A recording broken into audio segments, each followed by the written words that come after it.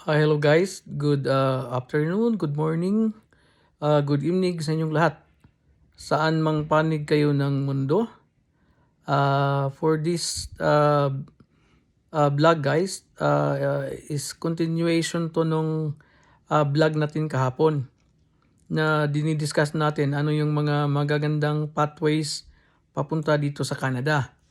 Ngayon naman guys, ang i-discuss natin ngayon is ano yung mga dapat gawin kung halimbawa may halimbawa pamilya kayo at tapos most particularly applicable to kung nandito na yung asawa nyo. Tapos yung mga husband is nandun pa sa Pinas. Bali nauna si Mrs. dito tapos malapit na siyang ma-PR or pre-process na yung PR application niya, yung permanent residency. Ito yung mga dapat gawin nung mga husband na nasa Pinas. Kasi dito guys, normally nagre-range lang ang basic na sahod per hour ng mga palagay natin mga $17 to $19 per hour. Yun ang minimum na sahuran dito kada oras.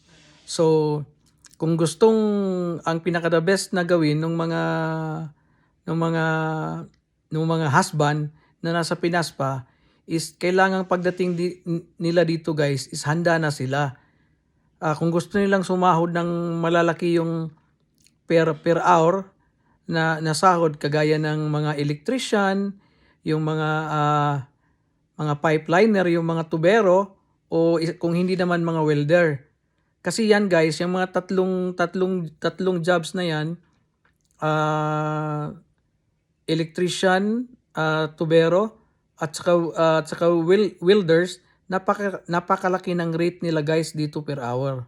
Pinakamababa na siguro yung guys, nagre-range siya ng mga $30 to $45. Depende sa company na tinatrabahuan nila.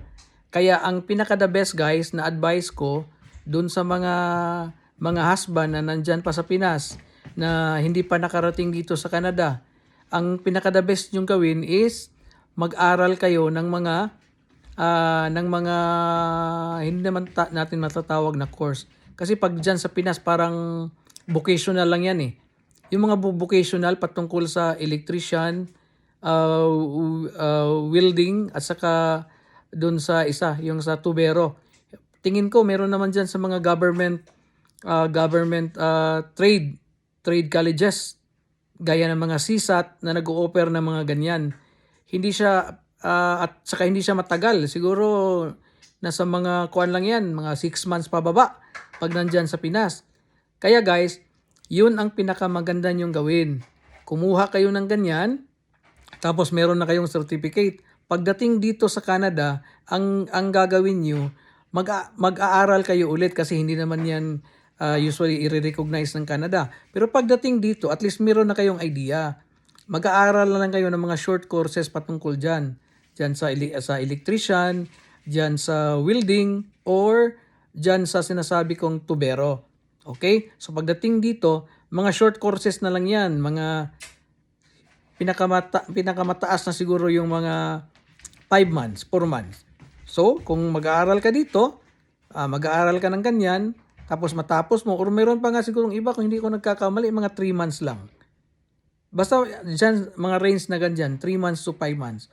So, kung meron na kayong at least pagdating dito, kung mag-upgrade kayo, mag-aral kayo ng ganyan, hindi na kayo mahihirapan. Dahil meron na kayong basic training sa Pinas. Alam nyo na yung paano yung mga basic ng welding, electrician, at saka nung tubero. So pag nakatapos kayo dito, kasi certificate lang ang kailangan. Hindi naman yan talagang yung whole ilang taon mo aaralin. Months lang yan, 3 months, 4 months. Mabibigyan ka na ngayon ng certificate. Kasi nga, at least advantage ka dahil alam mo na. May mga basic ka ng understanding, paano mag-welding, paano mag-electrician, paano mag-tubero.